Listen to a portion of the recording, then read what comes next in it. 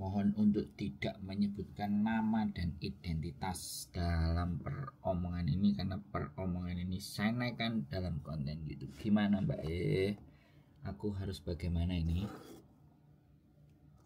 Tidak baik Mas.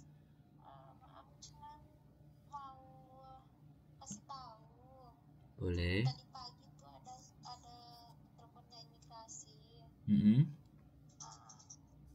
Terus officer saya nelpon, kamu ini ya, katanya iya, saya bilang gitu nama saya, ya betul. Terus iya, kamu kan mau merit, boleh kamu pakai itu, katanya pakai paper sama ada fotokopi paspormu itu. Oh ya boleh, saya bilang. Ya terima kasih sir, saya bilang gitu. Terus habis itu tanya lagi, nggak ada masalah, nanti nggak ada sih katanya. Oh ya udah, saya bilang gitu, kalau udah kamu merit kamu jangan lupa pergi ke WC bawa sertifikat itu, katanya, kasih lihat. Iya terima kasih, saya bilang gitu Mas. Terus itu yang saya pikir tuh loh Mas, kalau KTP saya itu nggak apa-apa sih, nggak ada intinya kan Mas. Jadi gini, wes, udah apa belum? Wes. Jadi ini ada perbedaan di nama, ada selisih nama binti. Dari nama sampean KTP Hongkong sama apa, surat cerai. Jadi ini Mbak yang beda lagi ya? Atau yang punya anak satu kemarin? Iya betul Mas. Betul gimana?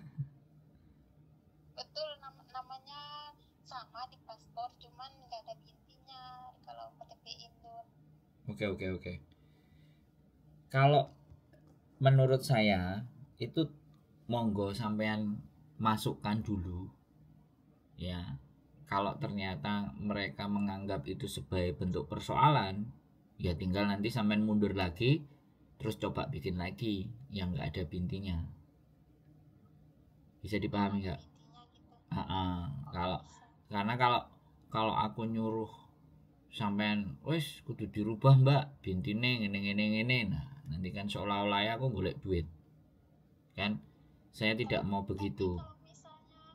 Kalau bagi saya Mas, kalau Mas kan lebih tahu, lebih pengalaman juga, udah banyak yang Mas bantuin teman-teman lain tuh.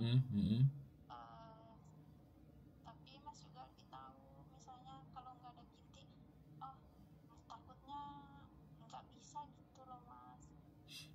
Sebenarnya bukan tidak bisa ya untuk menikah di Hong Kong, tapi mereka itu semuanya kan berdasarkan data.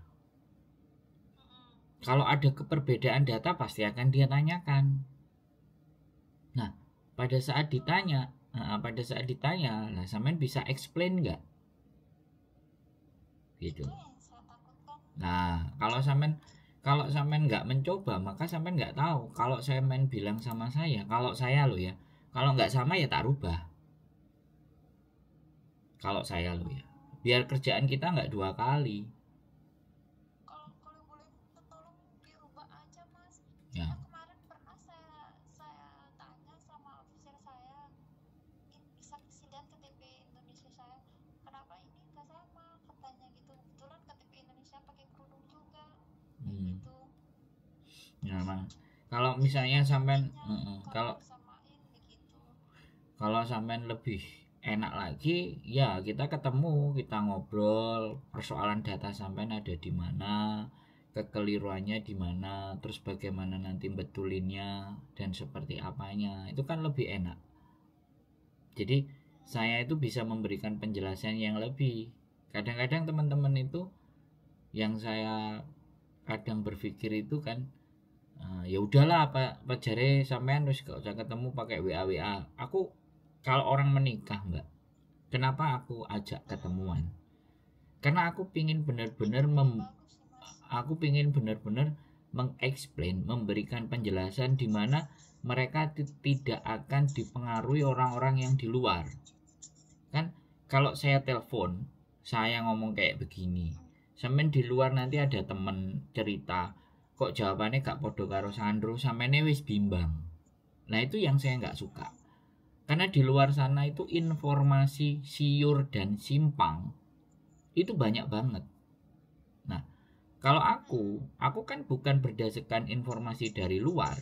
Informasi yang saya dapatkan dari imigrasi yang pertama, yang kedua dari orang-orang yang pernah terkendala. Jadi orang yang datang ke saya itu bukan orang yang jalannya mulus. Selalu yang cari saya adalah orang yang kena masalah. Dan bagaimana masalah itu tak selesaikan, atau saya membantu menjadikan masalah mereka itu selesai, kelar gitu loh Mbak Bro. Bisa dipahami nggak?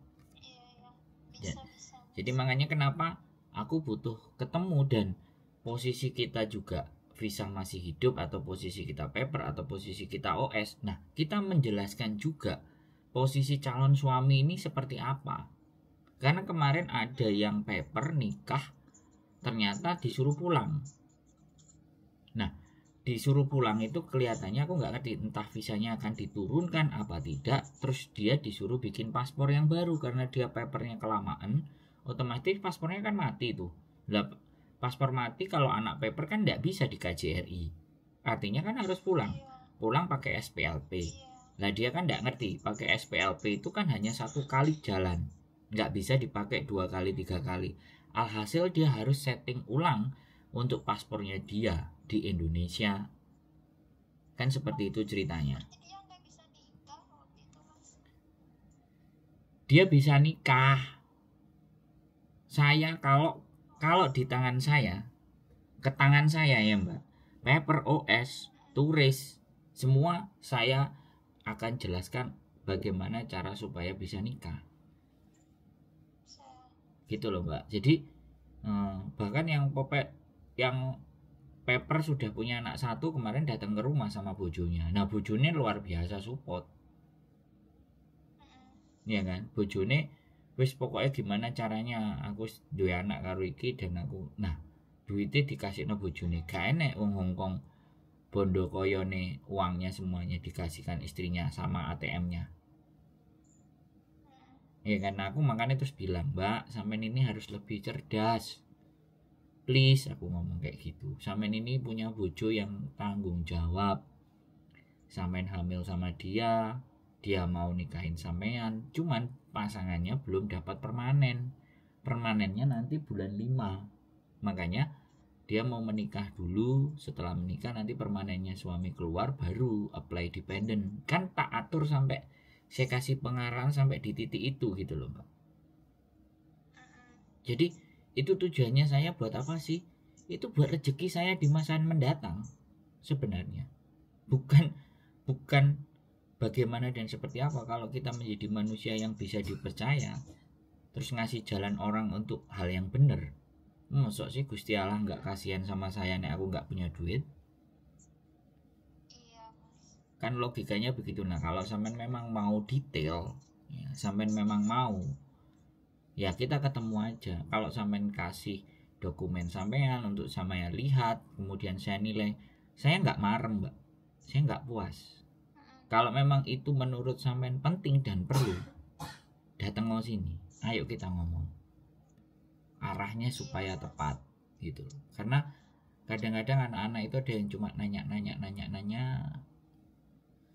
ya, selanjutnya disembuh jelas apa enggak kan kita nggak ngerti, dan itu pun juga bukan tanggung jawab saya. Kalau saya nggak mau memaksa orang untuk datang ke sini. Kalau kalian menganggap bahwa itu penting untuk dibicarakan, untuk didiskusikan, monggo. Kalau saya orang Indonesia, saya setiap ada urusan ya ayo ketemu di rumah.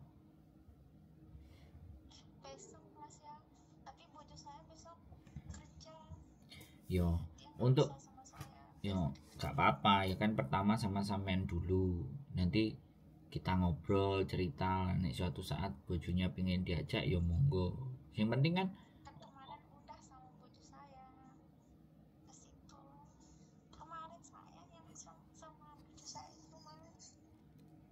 Cek ta. Sampean yang ada anak itu toh. Iya, yang sama bojo saya itu. Itulah. Loh, dokumen sampean kan udah lagi tak proses toh.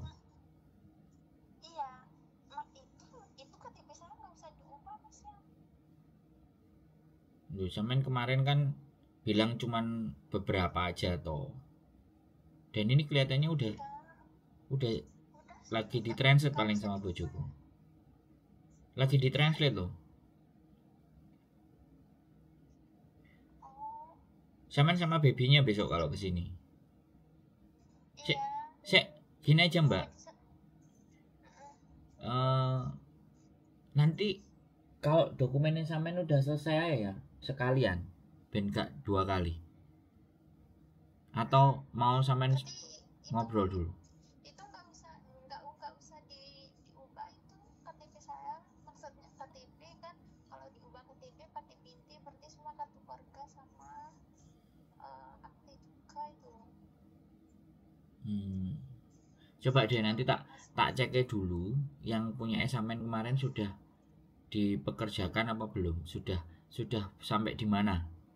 Kelihatannya kemarin yang terakhir baru dicetak tapi belum keluar hasilnya. Nanti sekalian ditranslate. Jadi tak coba deh. Aku soalnya kadang bingung Mbak. Wonge sing endi sama fotonya juga kadang sampean rubah. Orangnya yang mana? Iya, yang kemarin kan bojo sampean ambek anake. Lah terus saiki kok bojone jilbaban kan.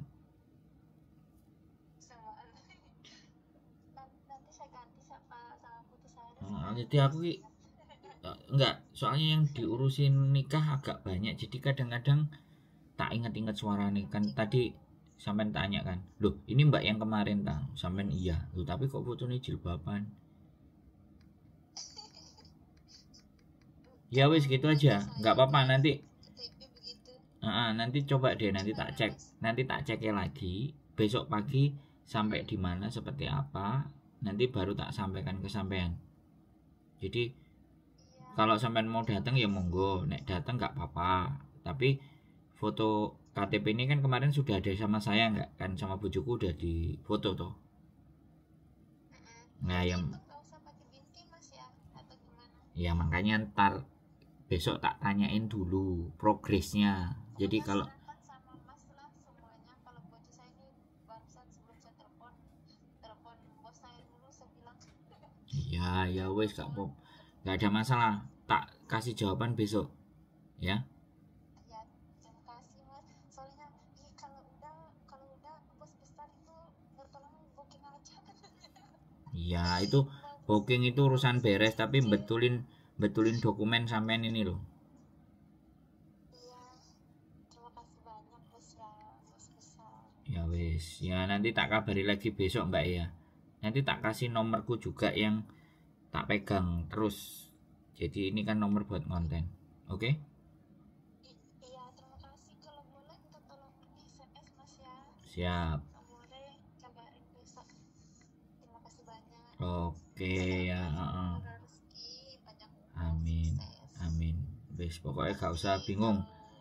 Kita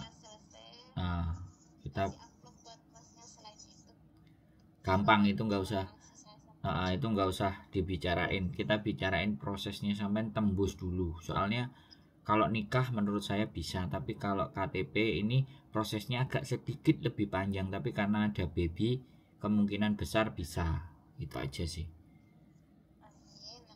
Ya wes pokoknya baik-baik sama suaminya ya, suami yang baik sampai nemu.